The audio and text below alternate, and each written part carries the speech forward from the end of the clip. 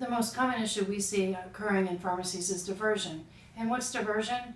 Diversion is when drugs are inappropriately leave the pharmacy. Either they leave the pharmacy by accident, they're lost or mislabeled, or they're taken by employees within the pharmacy, or lastly, they can actually be taken by people that routinely can access the pharmacy but perhaps shouldn't access the pharmacy, like mailman or delivery man or customers even.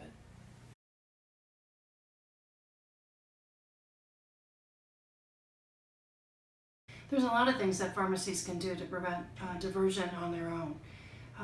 A quick and easy method is called CPTED, or Crime Prevention Through Environmental Design.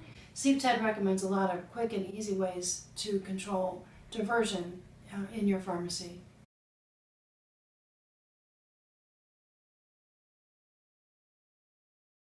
One very obvious thing that pharmacies can do is make sure that the people that have access to the pharmacy are really the right people to have access to the pharmacy. What do we mean by that? Well, certainly everyone in the pharmacy should have a background check, and not just a background check pre-employment, but a background check throughout their employment to make sure that they are really the people that you hired on an ongoing basis.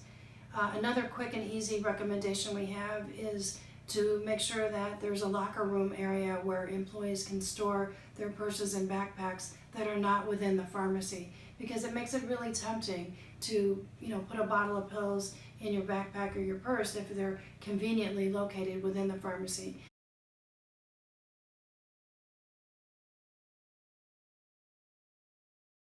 Well, there's two specific services that pharmacy investigators and consultants offer around the whole area of diversion. One is inventory management and control. It's really important for a hospital pharmacy or a retail pharmacy to know what the inventory is that's coming in and make sure it balances with the inventory that's being sold.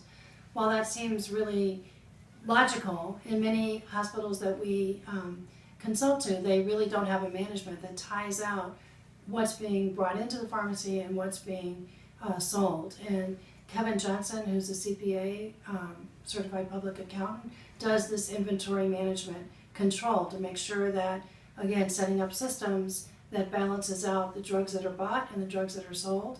And so you can quickly spot through reporting if there's gaps in that. In other words, if you bought 200 narcotic pills, but you only sold 100, you better have 100 on the shelf, or you might want to have some further investigation. Another service that we provide is a security assessment.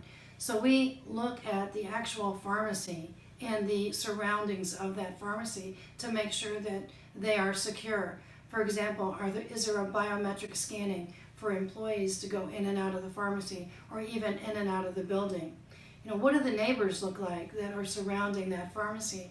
We've actually gone into pharmacies and seen situations where neighbors can climb across walls and go down in through the ceiling into your pharmacy. Does your pharmacy allow that to happen? And do you know that your pharmacy is secure?